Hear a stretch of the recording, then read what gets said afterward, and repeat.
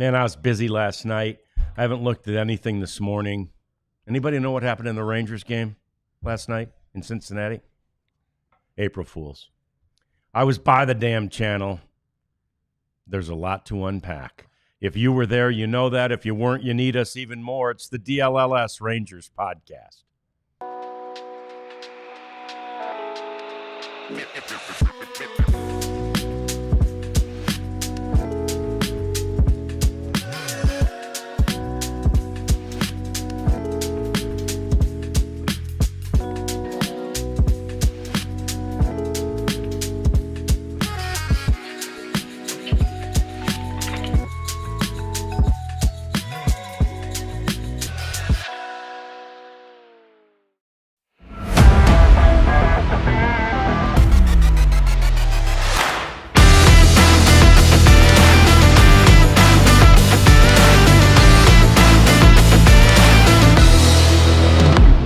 So round one goes to the Cincinnati Reds as they win the first game of this series against Kumar Rocker and the Texas Rangers. Not a great outing for Kumar Rocker. We'll talk lots about that coming up during the course of the program. It's the DLLS Rangers podcast here in the DLLS Sports Studios. John Radigan, Jeff Wilson, the Prophet over here, Elijah Smith, as we're getting you ready to hang out and chat with us through the lunch hour as we talk about the disaster that was last night's game. I put in one of the things I wrote, it was the Rangers only managed a field goal. They allowed 2 touchdowns, Jeff, Yeah. and that's not good in either sport, really. I mean, and we're going to do a whole segment. And by the way, this would be a good time to become a diehard because Jeff's got a story about Kumar Rocker. We're going to do a whole segment on him in the show to sort of, address this Rocker conundrum, but he is the lead story of the game too, Jeff, because the first 4 guys he faced reached. Yeah, and then 3 of them scored, and you get behind early like that, and it's hard to come back. And Bruce Bochy afterward talked about Kumar, sure, and then he's kind of concerned about the offense not clicking yet. Maybe they showed some life late with Berger's home run. Yeah. Adolis seems to be doing just fine, but they need some more there. But yeah, it was over before it really got too deep into the game. 6-0, it's hard to come back from. Yeah, it was an interesting first inning in that the first 4 reached, 3 score, all that. Mike Maddox comes out and Rocker gets the next 3. Boom, boom, boom, and I'm like, damn. That's going to go down in history as one of the greatest mound visits we've ever seen, right? He looked like, whatever it was, nerves or whatever might have been bothering him at the start had been addressed, and boom, away he goes. Well, then he gave up 3 more in the second inning. So it wasn't just something, it was bigger than that. It wasn't sort of an easy fix, let's put it that way. It was bigger than that. Yeah, and Mike Maddox, when he goes out there and he tries to calm guys down, sure, but he also will try to give them a chance to catch their breath, which is a bigger deal now with the pitch clock. And then he'll give them a pitch idea. He'll be like, hey, why don't you start this guy off here with this? And there you go. So he does have the knack, but you can't visit every inning. No. They limit those you too. Run out of those visits. Yeah. And at some point, the player's got to figure it out on his own. Kumar Rocker is still a developing player, and I wrote about this. Should he have been on the opening day roster or not? Not just because of what happened last night, but there's some evidence that suggests that maybe he shouldn't have been. So anyway, you got to be diehard to read it, but it's pretty good. Yep, and we'll get to that. We'll get to that discussion in depth in our next segment. The one thing that we can say about his performance in the game is that to go back out there for the third after that disastrous, really first and second, where he gave up 6 runs, speaks to and at one point, we always know this in baseball. Like sometimes you just got to wear it, right? You just got to take it. You got to, and he's probably too young to throw that mantle on him. Yeah. But I wonder if it were me, if I might go, I got it, Skip. I'll go. I'll keep going because you know the situation with your team. the bullpen was taxed this weekend. You damn sure don't want to be out after 2. He certainly didn't want to be out after 3.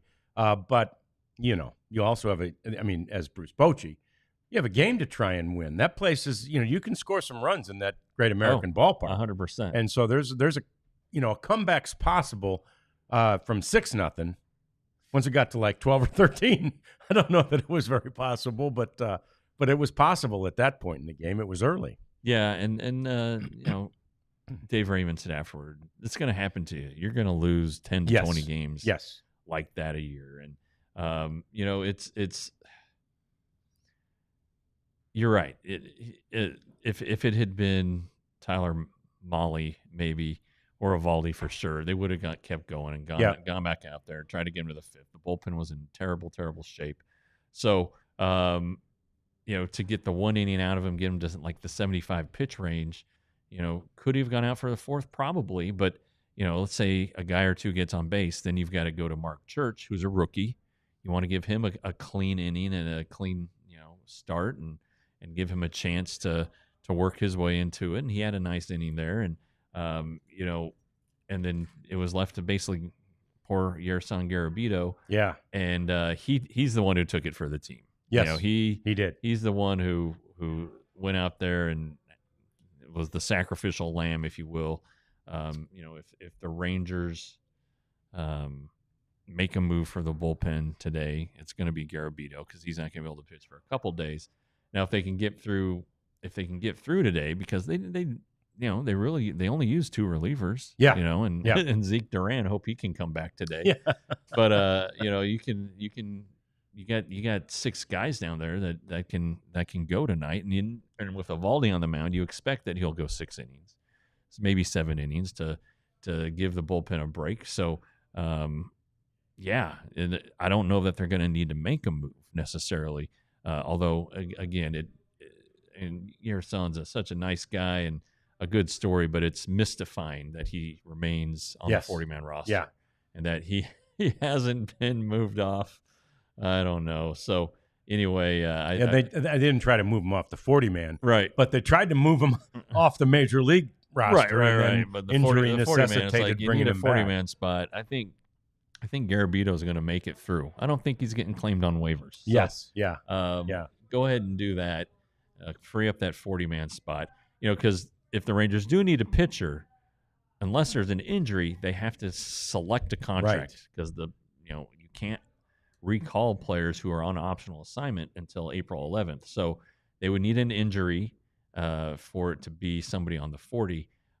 Otherwise, you're looking at I'd say Adrian Hauser, but he pitched Sunday. He pitched really well for Round Rock. Yeah. So I don't know that with Murphy still down, I don't know which way they would go. Maybe Caleb Bosley. It looks like Buchley, but it's Bosley. Mm-hmm. And maybe he could be the guy. He pitched Friday for Round Rock, can give some length, and had a great spring. Mike Maddox said that the 2 pitchers who had the best springs were Patrick Murphy and Caleb Bosley. So maybe that's the direction they go. Not sure, but I'm also not sure they need to go get an arm. No. Yeah, at this moment, it doesn't appear that they do. And look, thanks to, as you mentioned, Zeke Duran for making sure that nobody else from the bullpen had to be pressed into service yesterday.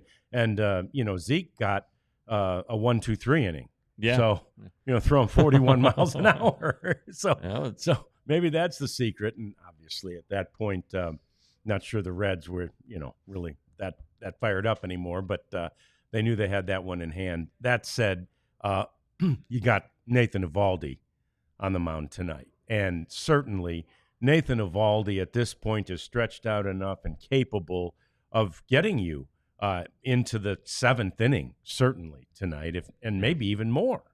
Yeah, and he's got all those different pitches, and the Rangers are facing a rookie who coughed up home runs just so frequently last year. I don't know if he's a rookie, but a young starter, the Reds' number 5 starter, Spires is his last name,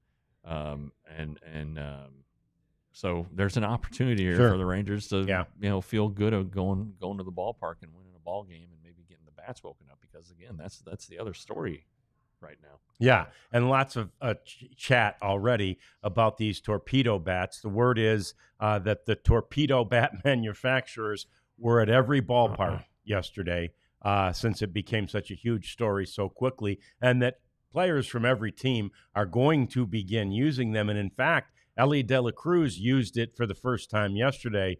Oh, yeah, he hit 2 home runs in the game. Just one. He had a double, right? Or did he? No, he had 2 bombs. Oh, yeah, well, he had 2 bombs. Pardon me. Yeah. So, but again, I mean, Rangers pitching yesterday certainly contributed to the offensive explosion.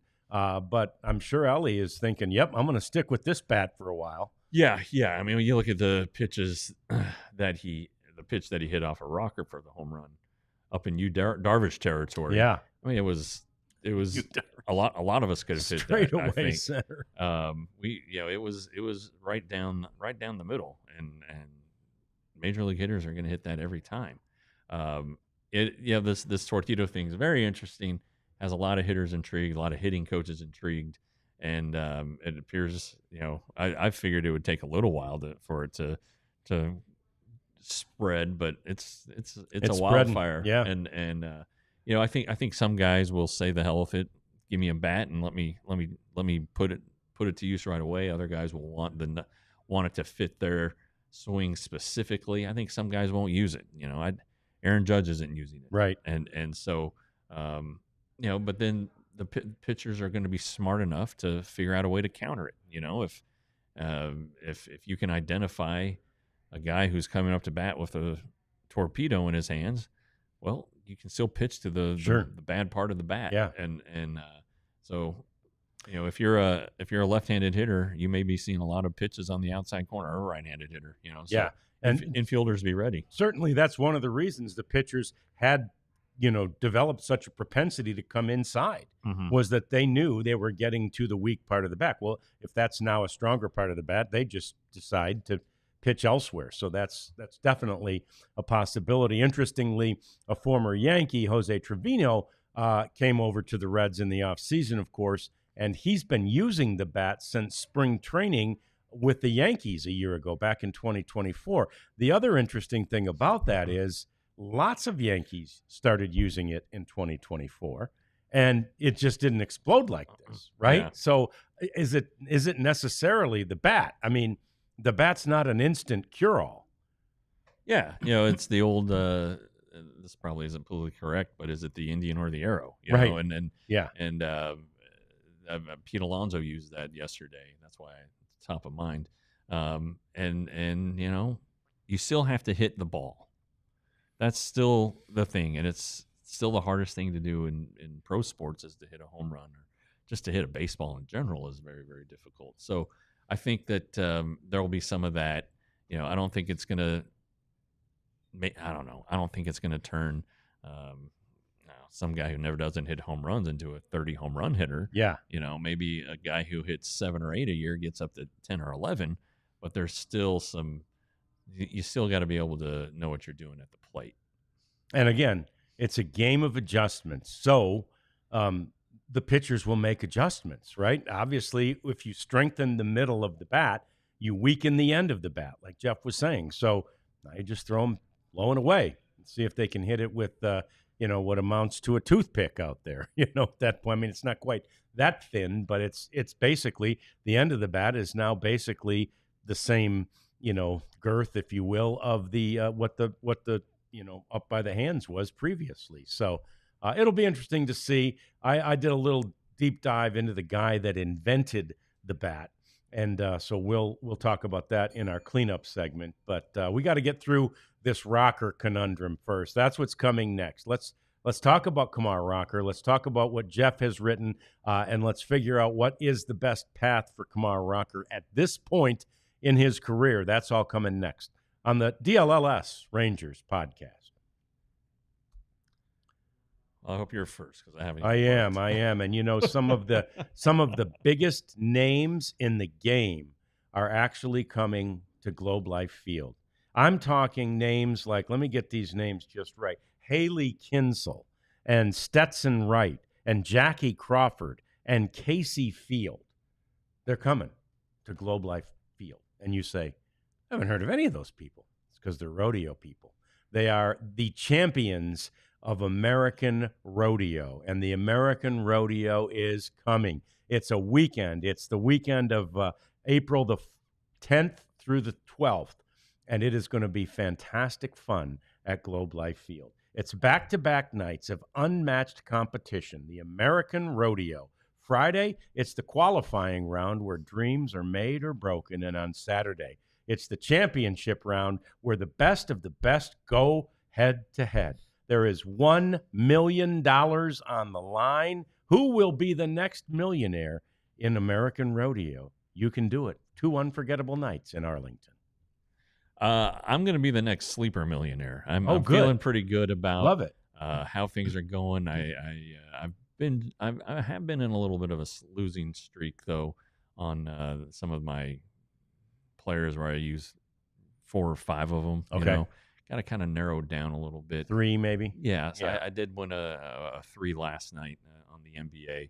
I know I did fall victim to Kumar Rocker. I thought he would get more than 4.5 strikeouts. That was the only one I missed on that one. So anyway, it's so much fun. DLLS Rangers, use that code. You'll get up to a $100 match on your first deposit. It's daily picks, and it is it's a hoot. I've already made 2 today. So good. Anyway, download the app, code DLLS Rangers for up to $100 match on your first deposit.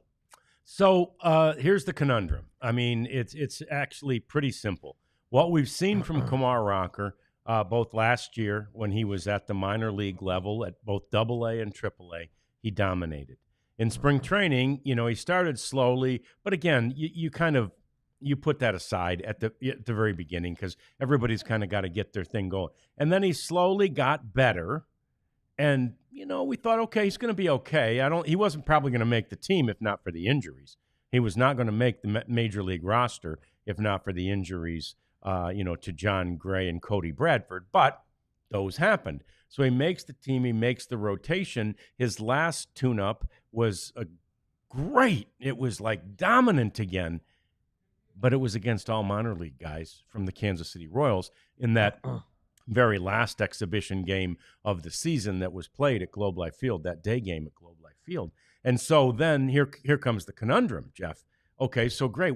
We know he can dominate minor league hitters.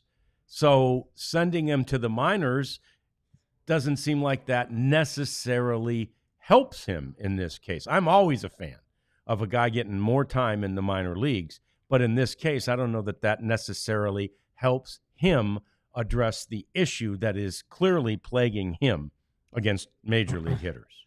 Well, you look at those 3 starts last year, and he struck out 7 in his debut against the Mariners, who can't hit a lick anyway.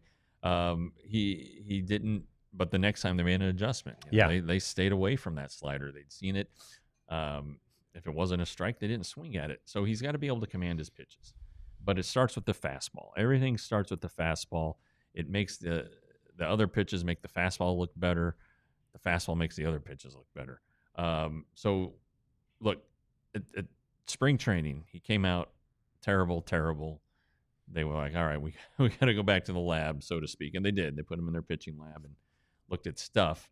And, then after the start against the Rockies, based on some information I'd received, I was like, I had been told that he wasn't where he needed to be mechanically when spring started. The way it was explained to me was he was 3 weeks behind. His offseason regimen was designed by his agent, who was Scott Boras, and Kumar followed it.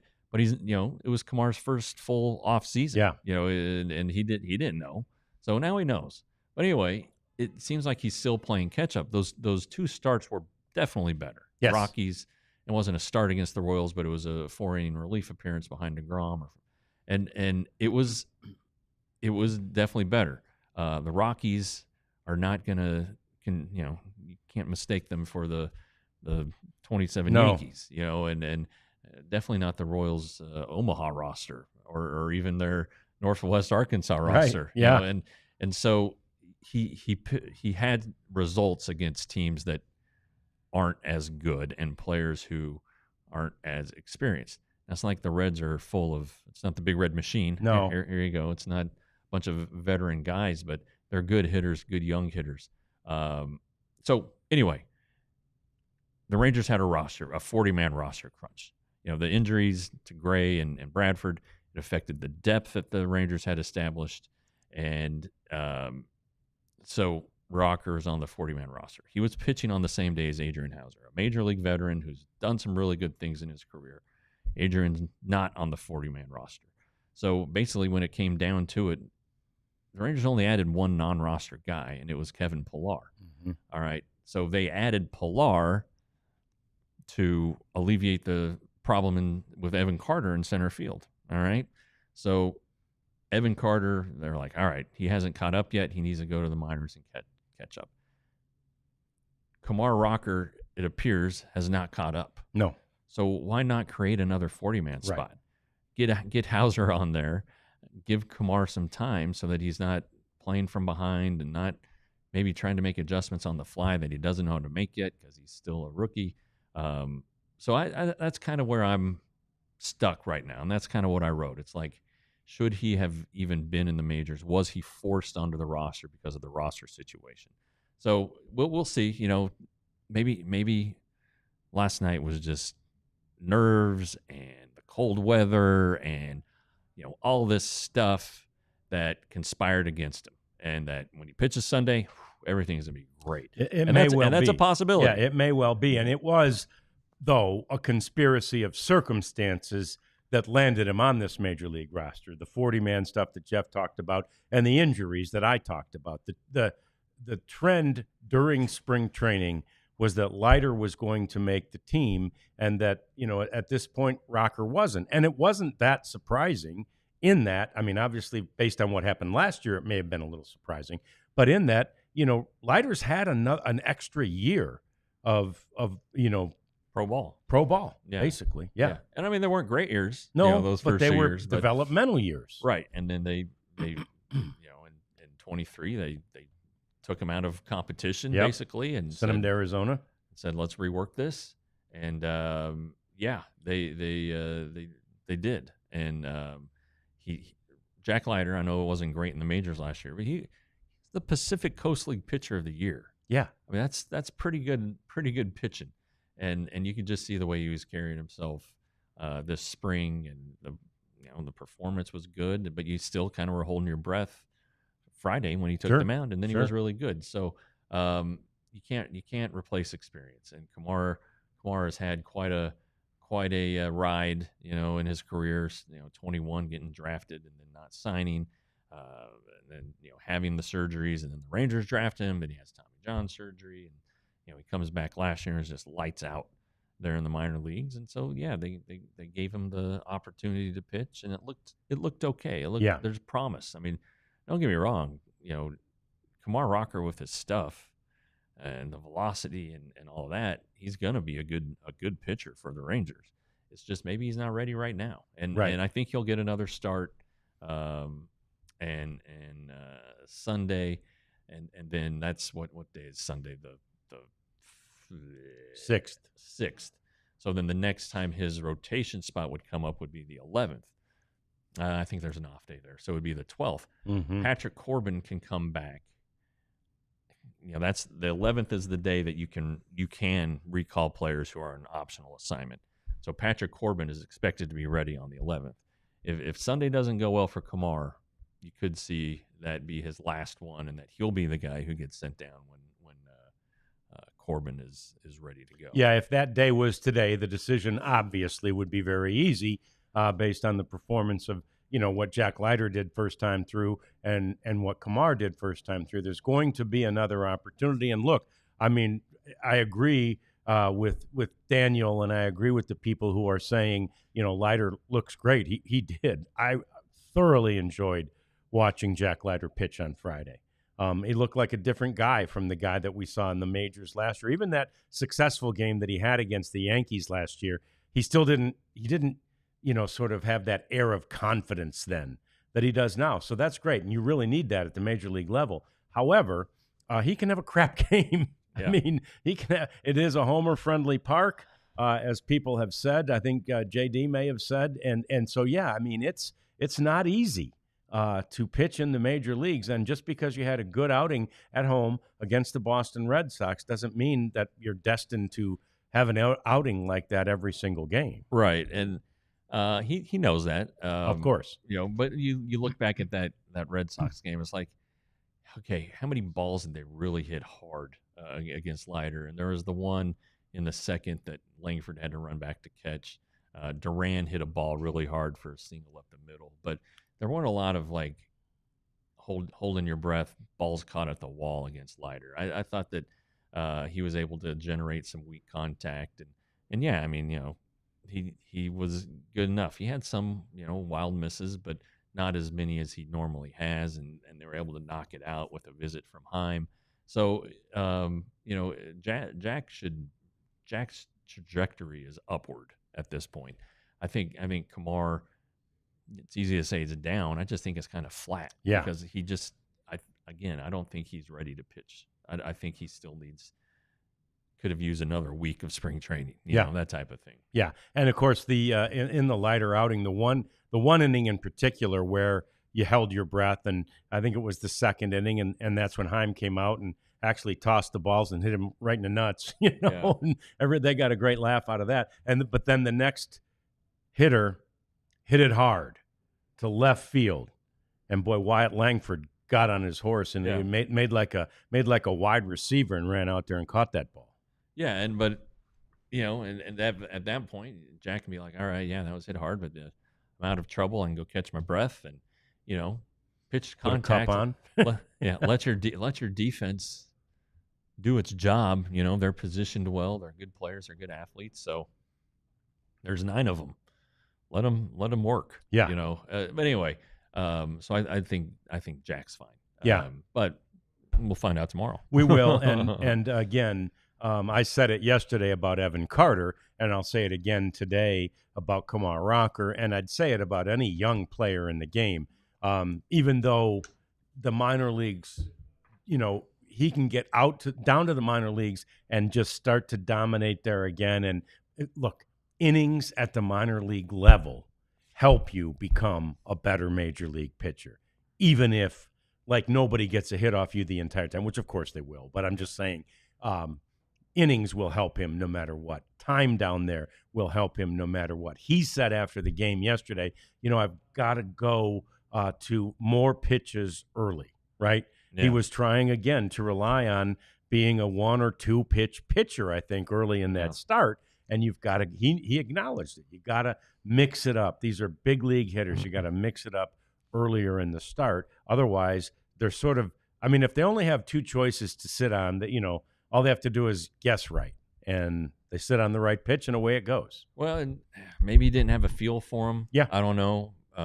Maybe the game plan, maybe they were following the game plan and didn't adjust quickly enough. But, he said in spring training he has 5 pitches.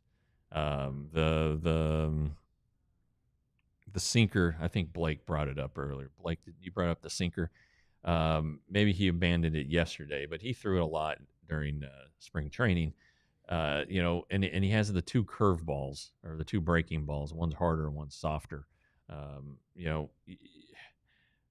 You have to vary speeds too. That's the other thing. You can't just be throwing a 96 mile per hour fastball and then a 92 mile per hour slider. It's not a lot of variance there. Now, no. I don't know what the velocities were on those pitches, but when you change speeds, you want to change speeds.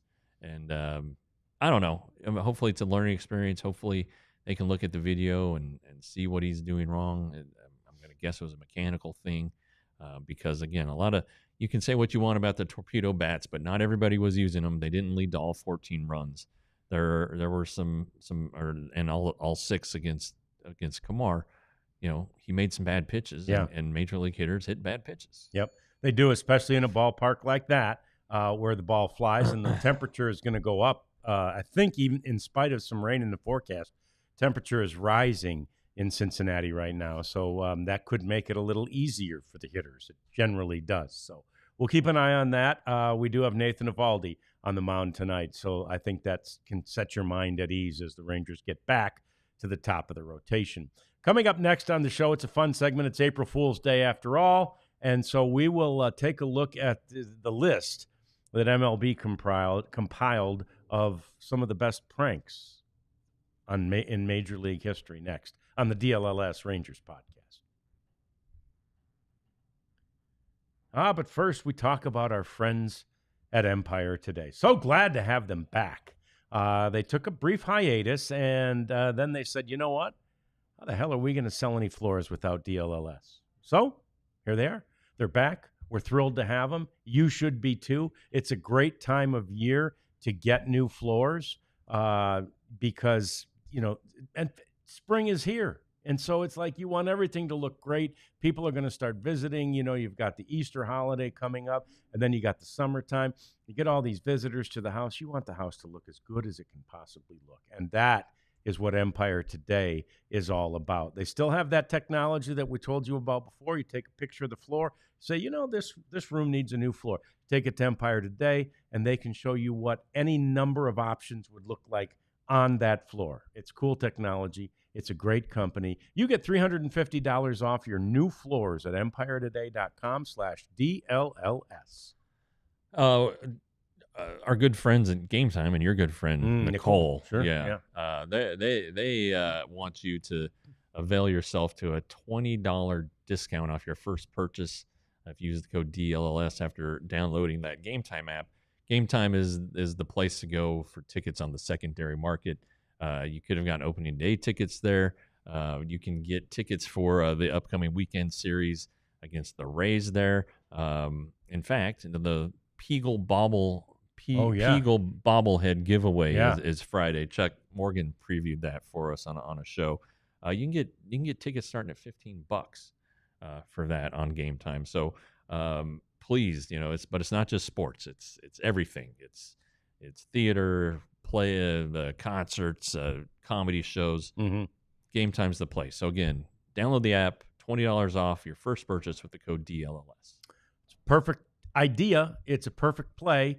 It's a cool day, April Fool's Day. And, sports has been a great place for April Fool's pranks over the year. I remember early in my career, I was covering the Detroit Pistons, who had then a young Isaiah Thomas, who was young and playful. And I did a whole interview with him in his car, leaving, believe it or not, they played in the Pontiac Silverdome then, leaving the Silverdome. And I'm like, man, I just can't believe it, dude. You're gone? Yeah, I'm gone, man. We played right along. I said, wow, I just can't believe they traded you. You got such a bright future. And by the way, Isaiah, do you have anything else to say? And I mean, beams, April Fools. It was just, it was fun. It was probably corny. People probably didn't believe it. Although in those days, like, you got your news from the TV, Nowadays, everybody would be like, I didn't see anything on Twitter about that. There's no way they traded Isaiah. But anyway, it was cool. It's fun. And baseball is the game for pranks. And April Fool's Day is the day for pranks. So the two are a match made in heaven. And MLB.com had a list compiled today of some of the top pranks in the history of the game. And some of them are older pranks. There's one in the top 10 that included Greg Maddux, who was acting as a groundskeeper at a field out there somewhere in Arizona, and some hotshot young guy is coming up. It was Chris Bryant. It was Chris Bryant. Yeah, that's right. Yeah. It was Chris Bryant. And all of a sudden, this groundskeeper comes up and starts just fighting. And by the way, at the time, Maddux hadn't played. Right. And he'd been 20 years probably out of the game. And comes up, and this guy's just dazzling Chris Bryant. Chris Bryant's going, who the hell is this groundskeeper? It's like, hey, that's a great changeup. And he was swinging and missing. That's a pretty good one. But yeah, pranks, you kind of miss them. They used to be like the bubble gum on the head and lighting the shoes on fire. Hot foot. Yeah. There used to be a lot of that stuff. And there's not as many pranks anymore. But I'm a fan. I'm a big fan of the prank. And anyway, the list includes top 10. So in the little banner that they put in the top 10, you see Adrian Beltre. And I'm like, okay, which one is this? Is this, moving the batting circle? What is this? So anyway, I go down. Number one on the list was Adrian Beltre and Elvis Andrus. And it really wasn't a prank as much. I guess it was a little bit of a prank when Adrian announced his retirement. He said he was doing it because Elvis was annoying him too much, you know. But he didn't even hold the prank for very long. So, but it then was just a whole thing about the joy, the fun that they played with. So it was cool to see Rangers there as number one on the list of pranks. But number 10 in the top 10 was intriguing too, with a former Ranger. In fact, I think it's just a year after he left the Rangers that he was pranked. And his name is Darren O'Day. Take a look. In the Baltimore Orioles, I'm teaming up today with MLB's Fan Cave to prank my teammate Darren O'Day. He thinks he has an interview with Wall Street Journal about one of his favorite toys called the Solo Wheel, so we have other plans for him today. So basically, just wanted to get you because we have heard tons about the Solo Wheel, and it's nice when we get somebody who's big in the spotlight to just talk about a new product. So I'm just curious to hear your adventures with it. Yeah, I think it's a pretty revolutionary product, to be honest. I think it's got the best of everything in terms of like a people-moving device. It's perfect. Well, if you don't mind, for the purposes of the story, we'd love to see you demonstrate. Can you do a little demonstration on it? Of course, yeah. So yeah, you just lean forward. Can you do any tricks on it? No, not really. You're really not supposed to ride it on mud, but hey, it's pretty adaptive. Darren, what are you doing? Interview? I think that's a really good idea. About this? Can we do this someplace? It's a little embarrassing. Isn't this a contract year for you? It wouldn't be real good if you fell off it, you know? No. Ain't real smart. I mean, my God. What's paying you more, this or pitching for us? You guys, of course. I know. I mean, Jeez, I thought I knew you a little better than that. You guys got to get your priorities in order. Riding a friggin' bicycle out here around whatever Would it it be is. okay if he wrote it in the dugout? I don't know. It ain't okay. Are you part of this? I'm You the know, reporter. I don't care who you are. Sorry. You know, we're trying to win here. We're not trying to ride, what is that called? Solo wheel or something? It's a solo You can wheel. solo Yes, your way back to your city. We'll find somebody else to pitch. Is it Why don't we possible- get a three-ring circus? You got elephants and dancing bears. Let's get that too, okay? Sorry, sir. Just because we're in New York, gotta be kidding me. Could Really? Sorry about that. I'm sorry. I kind of feel responsible. Are you okay knowing that you've just been pranked? Yeah. Hey, you're not a bad actor, Let me though. give you some Hey, you're not a bad actor, though. You're getting me convinced. Oh my goodness. Yeah. Can I get on it? You want to jump on it? No, I don't. You got it. No, that's pretty good, though. Yeah, it's a good thing Buck didn't get on it. And I'm telling you, as a guy who covered Buck Showalter, actually had the chance to go visit him at his home then in Pensacola, that is so vintage Buck. Like, I promise you, that is how Buck would have handled that situation were it real. That was, you know, I mean, obviously he was typecast as the jerk manager. Yeah, the micromanager. Right. Yeah, exactly. But that was exactly how he would have handled it. And you could tell, we know Darren. I mean, Darren was like, oh, God, what do I even say? I mean, and he's a really nice guy, Darren. So, you know, I'm sure in his mind he was already, and he's a smart guy, in his mind he's already probably plotting like, all right, how do I go make this up to the manager? You know, I got to go tell him. I got to go talk to him. I got to do something, you know? Yeah, exactly. No, that's pretty funny. And like, how do you continue that interview? It's like, Jesus. Yeah. He's like, all right, this is over. You Yeah, know? it almost, and it did. And the writer was pretty good. And he was an actor. I think they said it in there. Yeah. But he was pretty good because he came up and like, you okay? I mean, like, I thought he was going to say, you want to keep doing this? Right. And then Darren would have said, not no, but heck no, or stronger words. And at that time, Darren actually lived, you know, when his first year or two in Baltimore, he got a condo with his wife, who's Elizabeth Pran, who you may have seen on all the various different news channels. And anyway, you could fish off the roof of their condo in the Inner Harbor. Oh, really? Yeah, it was very cool. Awesome. I got to know Elizabeth because I helped her in her career, and so I got an invite over there at one point, and Darren pulls out the fishing rods and he starts fishing off there. It's like a 3-story condo right on the Inner Harbor. So, and then the next time we went there, it was like I don't know, it was a couple years later, and they had moved to a nice house, and I was very disappointed about the damn condo. I thought the condo was pretty good. So, there were some other good ones on there. We're looking at some in the chat here. Gallagher Champ, when the minor leaguer pranked one of his teammates into thinking he was deaf. That was gold.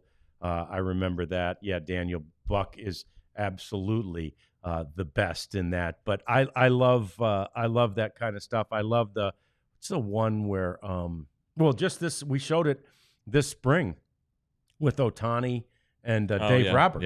Yeah. So there are still pranks in the game, and those are super fun. I think they've gotten more expensive though. Boy, no kidding. I mean, you had to pay the actor, right? and then I don't think that a bunch of 100 little balls like that cost a lot, but no, got to tip the clubby to do it. Sure, and the clubby's got to get the keys somehow. So I mean, there's a lot of work that goes into these. Somehow these players can afford it though. So amazingly, anyway, shocker, amazingly. But the Wilson kids tried to prank us today by saying they didn't feel good and that they needed to stay home from school. But I was quick to sniff that out. And I guess my good buddy Scott, best friend, got pranked because I guess a college basketball account that he follows had sent out an alert that the Kansas Center, Dickinson, had received a 7th year of eligibility and was entering the transfer portal, and like none of us in the group chat caught on. We're like, son of it, this is out of control, And I was like, oh, he must have a better deal than the NBA minimum. Why not join? And so we're all very mad about it. So good work on their behalf. Well, and perhaps the greatest baseball April Fool's Day prank was Sid Finch. Oh, yeah. Anybody remember Sid? Absolutely. Yeah. That was fantastic. Yeah. It was great. I mean, Sports Illustrated, when it was the Bible, man. It was the magazine that you read for all sports, not just baseball. But I'm pretty sure they may have had him on the cover. Oh, yeah, he was on the cover. This was this just up-and-coming prospect who was unbelievable and threw it. But, like, from a weird background, didn't really play organized baseball. Grew up in some sort of didn't wear shoes country, when he threw. No shoes. Yeah, very, very like a Hindu. Kind of like or that some movie sort with of Brendan Fraser. You know? Yeah. But yeah, it was. I remember it very vividly, and everyone's like, "Oh, he throws 108." Yeah, 108 miles an hour. Yeah. And in those days, there weren't very many even throwing 100. Much less 100. Right. I think we got guys throwing 108 now, but back then it was we're getting there. Yeah, it was amazing that somebody existed like this. And anyway, at the end there was, and you still had it didn't just say at the end April Fools. There was like if I remember correctly, the first line or the first letter of every one of the last lines in the story spelled out April Fools. That's pretty good. Yeah, pretty good. So anyway. Pranks are fun. It's really fun. Now, one other thing I wanted to mention that's off the baseball beat just a little bit. Somebody asked in the chat yesterday, and I meant to answer this yesterday, and I think you're in agreement with me, Jeff. I think we've had this conversation, but somebody asked yesterday about the Skyline chili. Oh yeah, it sucks. Yeah, it's not chili. It's like a bowl full of cheese, and you get through this huge mountain.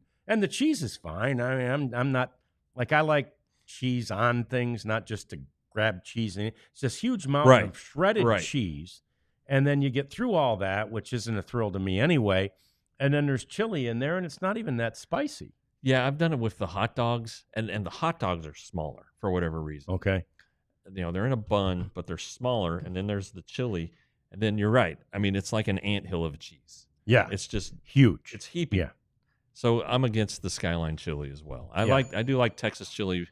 I just like meat in my chili. I don't want no beans. Yeah, no thanks. No. I mean, I'll take bean. Yeah, but I don't want it's got to be like a pinto. I don't want like kidney beans and a variety of beans. Right. I don't want celery or tomato chunks.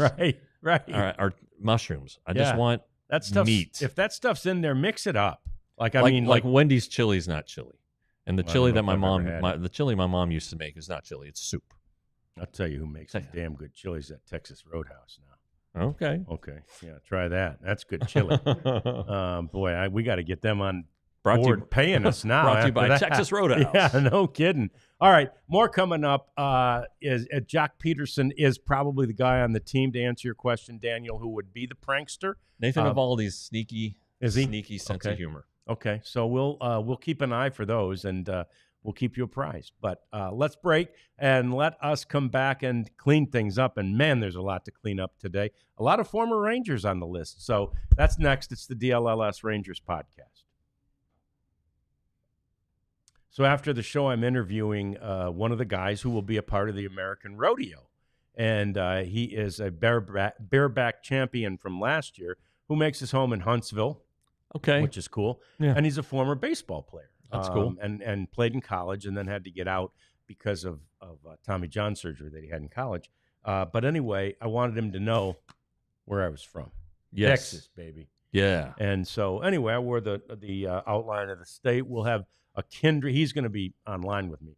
We'll have a kindred spirit, but there's no better way to show off where you're from than this shirt right here. Yeah. I don't think Huntsville's really near any of the letters, but that's all right. That is okay. Maybe the Isn't it tip of the S. Yeah. right here? But anyway, I'm wearing the shirt. This is the DLS Rangers Flag, shirt, they flag call it, shirt. yeah. You saw yesterday. You didn't see yesterday because I had it on under a pullover, but I wore the Die Hard shirt. And I've got, like I said, I've got those new shirts coming, baby. They Yeah. should be here this week, and I'm going to model them next week for everybody to see.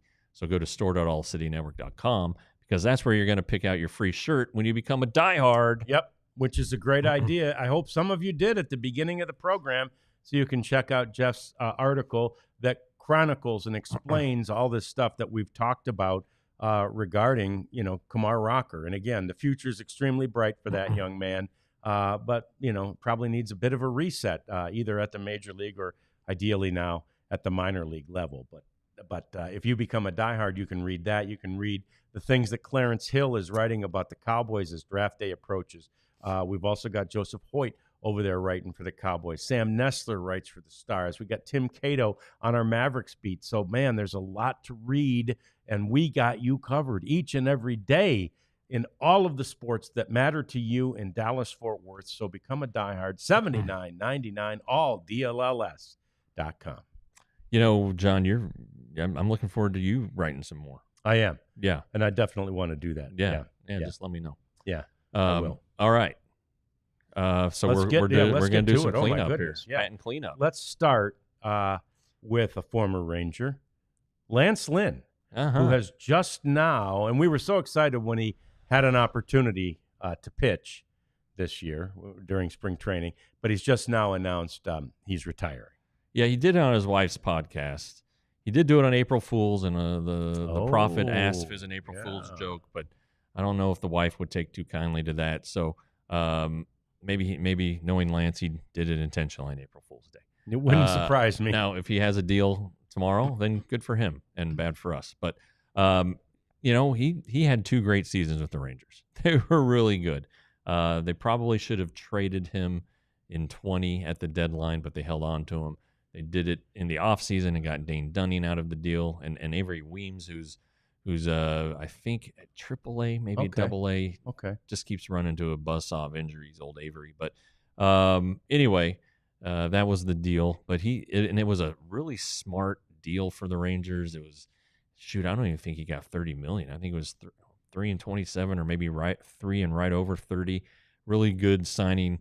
One of those signings that the Rangers have been really good at. These mid-tier starters, Mike Minor, Lance Lynn, Kyle Gibson kind of in succession there. So good for the pro scouts and knocking it dead. And really, John Gray is still in that category. He's just had trouble staying healthy.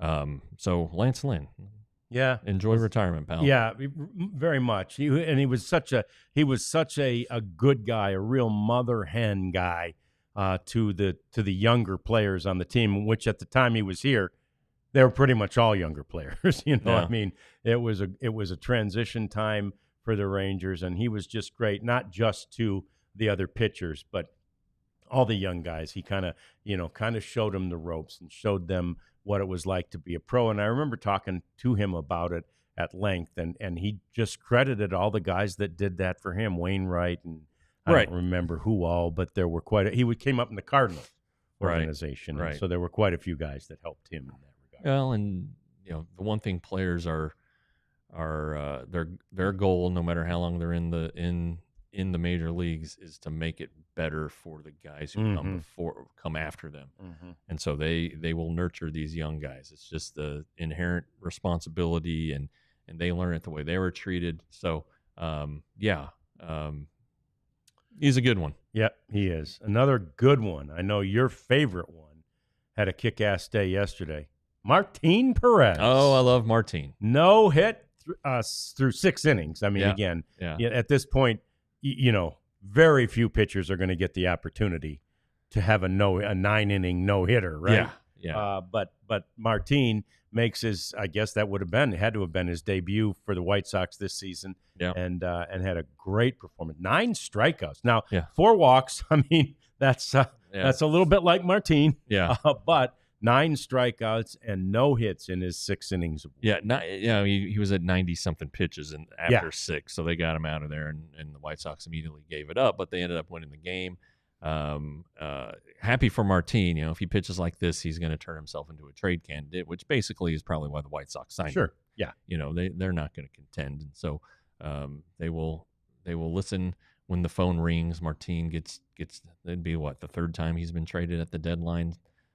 So we'll see what happens there, but I always enjoy seeing my buddy do well. And then Carson Kelly, he was only here for a little while. He hit for the cycle for the Cubs, other Chicago team, and he had 2 walks. He's the only player in Major League history to hit for the cycle with 2 walks. Yeah. And they whipped up on the A's in the Sacramento debut. It was 18-3, I think. So. And it was amazing because it's like Carson Kelly hit every inning. You know what I mean? Not quite, but it's like in the 4th he had a double, in the 5th he had a single, and whatever. But the cool thing about it was and not unlike another catcher, Benji Molina back in the day. He's a catcher who had to get a triple last, which is, of course, the hardest thing to get. He's only had 2 triples in his career, Carson. Good for him. And he said he saw, and again, they were in Oakland or Sacramento. And so it was playing, it's not a park anybody's familiar with. Sure. But he saw it hit and ricochet, and he's like, I'm getting on my horse. And he actually made it to 3rd standing up. Yeah. Yeah. So did Benji, but Benji pulled his groin muscle and had to miss some time. That was great. That was a moment. I'll never forget that one. No, I won't ever. But Carson Kelly certainly no Benji Molina, but he's no speedster either. So he got out there to 3rd base and completed that cycle. So that's the thing, man. It's cool when you see lots of former Rangers having great success. Here's a former Ranger who's not having success, buddy. Jurickson. Oh man, that was that sucks. I felt terrible. I don't know. I have his number. I haven't called him yet. I'll let everything die down. But God dang it, a guy, and he said in his apology to the fans, he said, "I love the game so much. I would never do anything to intentionally cheat it." and people are probably like, bullshit. Right? Who don't know him? But God, I've known this kid since he was 16. And man, that one's a kick in the shorts. It really does in this day and age in particular. It really surprises me that I'm like you. I've known him not quite as long as you, but I've known him since he got called up. What was he? 18, 19? Yeah, 18 and 19. And shit, I don't remember. I like the kid so much. I believe him. Right. I'm inclined to believe that he didn't know that he was taking something that is on the banned substance list. Now, he obviously knew he was taking something. And again, it's incumbent on him, and this is why he took full responsibility. It's incumbent on him or on his agent or on his medical practitioner or somebody to find out that this is not a substance you're allowed to take. But I don't believe for a second that Jurickson Profar was taking something and trying to sort of sneak it through. Yeah, I believe he was just taking whatever the supplement was, thinking, okay, this is helping me. I'm getting older. I got to take this, I looked it up, and GHC, GC. yeah, it's taken by women to help strengthen their placenta, but it's also taken by men, prescribed to men to increase their fertility.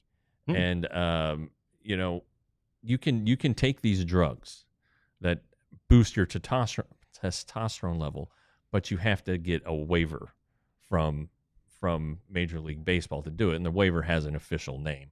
I can't think of it off the top of my head. So, if he didn't get the waiver, then he's going to get popped. That happened to Chris Davis, another guy we really like. Yeah. He got popped because he was taking ADHD medicine, and he just didn't get the waiver, and so that's why he got suspended.